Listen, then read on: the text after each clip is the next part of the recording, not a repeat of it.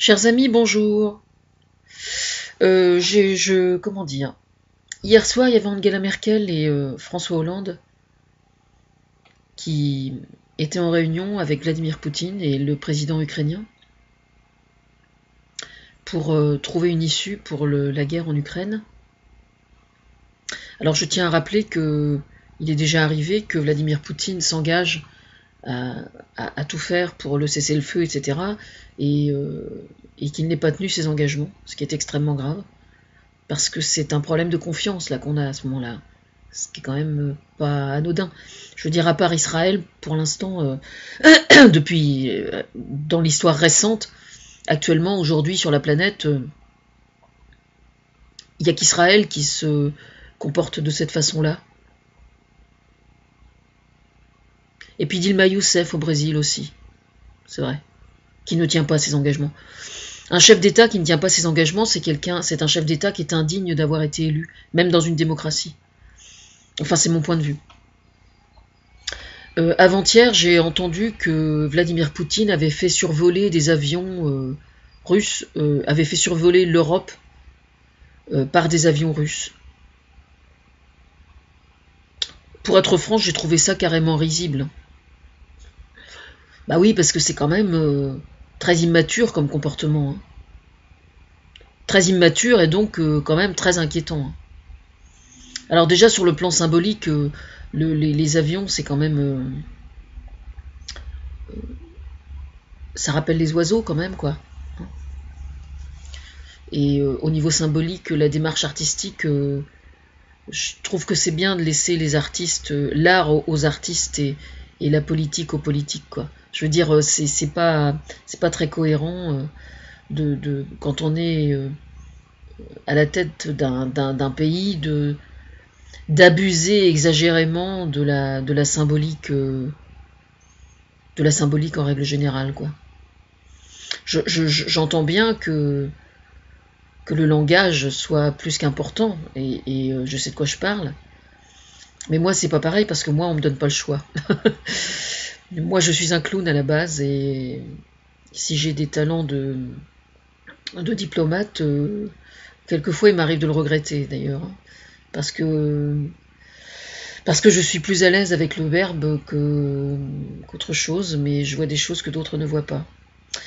Pour en revenir à cette histoire d'avion, ce que je trouve assez pitoyable en fait, c'est que comment dire, qui sous-entend quand même de l'inquiétude, c'est que ça donne l'image de quelqu'un qui veut paraître, quoi.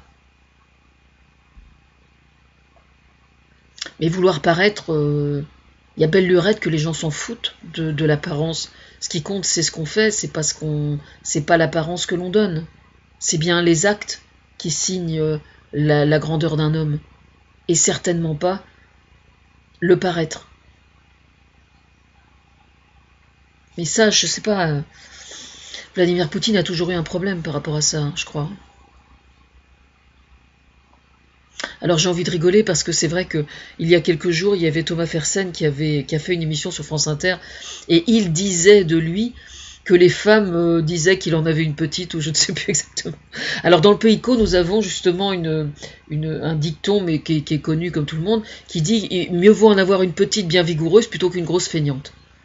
Voilà. Alors je suis désolée pour la métaphore sexuelle, mais je peux difficilement faire autrement, quoi. Moi j'ai un mode de fonctionnement comme ça et je peux pas. Voilà. C'était la pensée philosophique de la journée. Le jour où les Ukrainiens retrouveront le sens de l'humour, et que les Russes auront le droit de rire de ce qu'ils veulent, on aura fait un grand pas.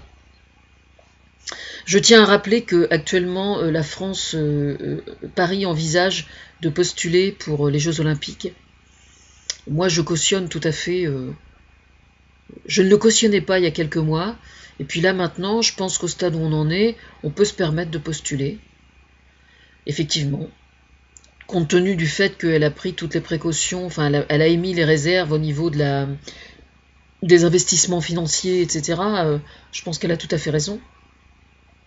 Madame Hidalgo est quelqu'un de très responsable par rapport à ça. Je tiens à rappeler à Vladimir Poutine qu'en ce qui concerne les Jeux Olympiques de Russie, moi je m'étais proposé pour travailler sur le fait de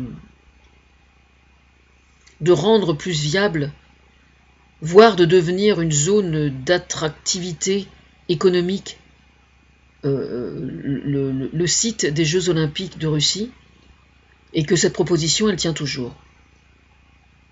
Bien sûr qu'elle tient toujours. Parce que moi, je suis très intéressée par la Russie pour plein de raisons. Mais pour que je puisse faire quoi que ce soit avec la Russie, moi, personnellement, il va sans dire que c'est en matière de démocratie que ça se passe, et surtout en matière de choix politique dans la politique extérieure de Vladimir Poutine. Ça, c'est clair.